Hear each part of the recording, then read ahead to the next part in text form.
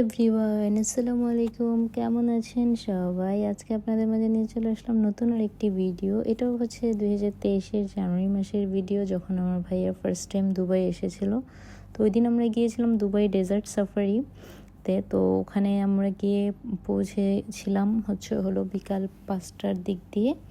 তো তারপরে তো ওখানে যাওয়ার পর আমি কিছু বসে বসে গাড়িতে ক্লিপ নিচ্ছিলাম, আর আমার হাজব্যান্ডরা গিয়েছিল বাহিরে গাড়ি ঠিক করার জন্য, কথা বলার জন্য, টিকেটের জন্য। ওখানে তো ওখানকার গাড়ি ওখানে রাস্তা দিয়ে নেওয়া হয়, যেহেতু আমাদের গাড়ি তো এখানে ড্রাইভ করা সম্ভব না। ওখানে অনেক দক্ষ ড্রাইভার দিয়ে বালুর উপরে গাড়ি চালানো হয়, মরুভূমির উপরে অনেক রাস্তা অনেকটা ভয়ঙ্কর থাকে। তো যাই হোক, এই জন্য ওখানকার দক্ষ ড্রাইভার দিয়ে ওখানে গাড়ি পরিচালনা করা হয়। তো এই তো এখানে আমরা উঠেছিলাম। তো আমার এখানে সেকেন্ড টাইম ওঠা। আমি ফার্স্ট টাইম আরেকবার যখন ডেজার্ট সাফারিতে গিয়েছিলাম 2022-এ, তখন একবার উঠেছিলাম। আর আমার ভাইয়ার এখানে ফার্স্ট টাইম ওঠা। তো আমার হাজব্যান্ড আর উঠে নেই, যেহেতু ওরা অনেকবারই উঠেছে, এই জন্য ওরা উঠে নেই, আমি আর আমার ভাইয়াই উঠেছিলাম।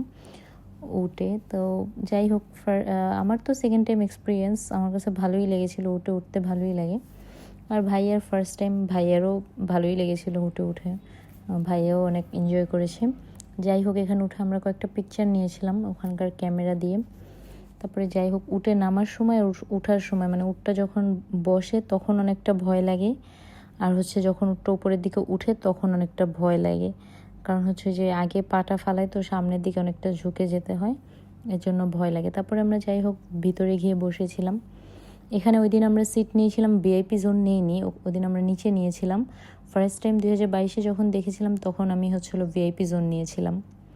তো ভিআইপি জোনে শুধু এখানে বাফেট সিস্টেম খাবার। তো ভিআইপি জোন হলে খাবারটা উপরে নিয়ে দিয়ে আসা হয়, এটাই।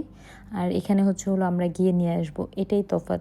আর আমার কাছে মনে হয়েছে ভিআইপি জোন থেকে আমার কাছে এইবারই বেশি দেখতে ভালো লেগেছে, বিকজ অনেক কাছ থেকে দেখেছিলাম।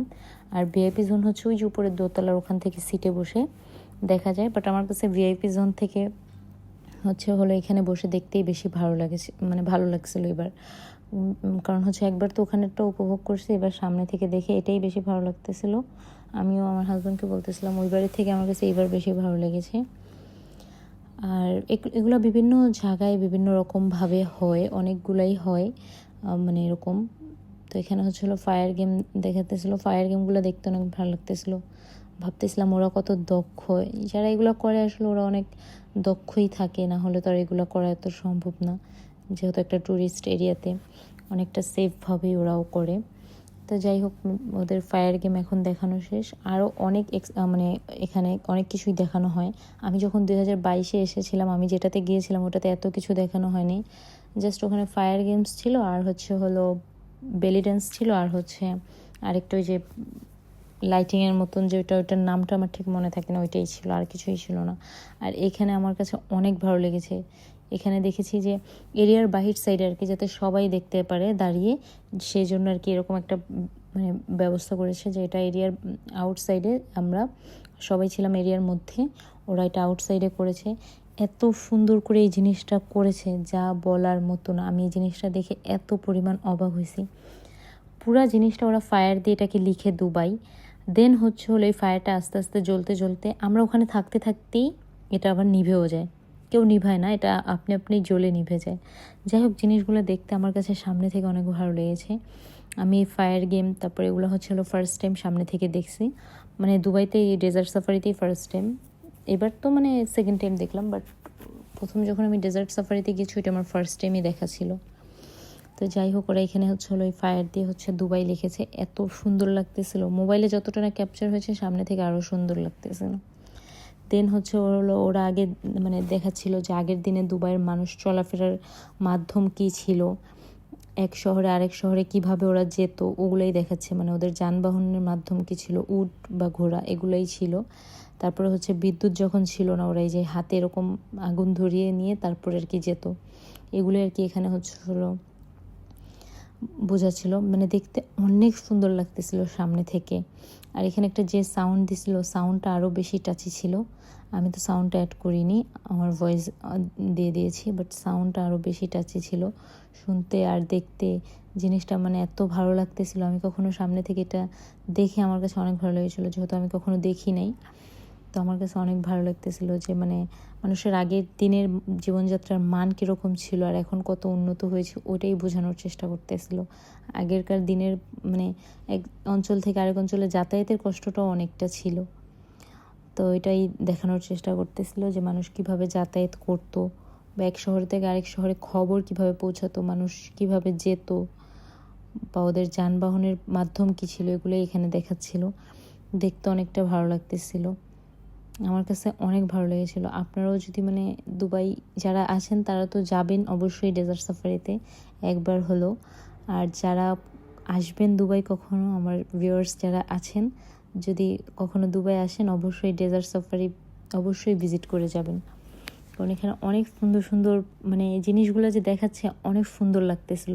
আপনারা নিজেরাও উপভোগ করতে পারবেন বা অনুভব করতে পারবেন যে কিভাবে আসলে মানুষ আগের যাত্রায় মানে মানুষের যানবাহন কীরকম মানে কীভাবে এগুলো এখানে যখন দেখাচ্ছিল তখন মানুষ ফিল করতে পারতেছিল, আমরাও ফিল করতেই পারতেছিলাম।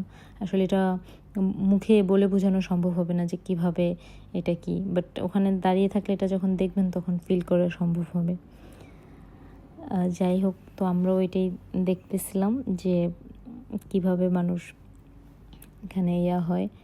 এখানে আপনারা আসলে ঘোড়াও উঠতে পারবেন, বাইরে যে আমরা যখন উঠেছিলাম ওখানে ঘোড়ার ব্যবস্থাও আছে, বাট ঘোড়ায় একা উঠতে হয় দেখে আমি অনেকটা ভয় পাই, এই জন্য আমি আর উঠিনি। ওখানে ঘোড়ায়ও ওঠা যায়, টিকিট কেটে ওখানে ঘোড়ায় ওঠা যায়, কত টাকা যেন আমার ঠিক এখন মনে নেই। যাই হোক, তো এখানে আবার হচ্ছে ওরা ওই যে ফায়ার গেমের কিছু কিছু দেখাবে, দৃশ্য দেখাবে অনেক সুন্দর, যেগুলো হলো আপনারাও দেখতে পারেন। আমার কাছে অনেক সুন্দর লেগেছিল, আপনাদের কাছে কেমন লেগেছে অবশ্যই আমাকে কমেন্ট করে জানাবেন।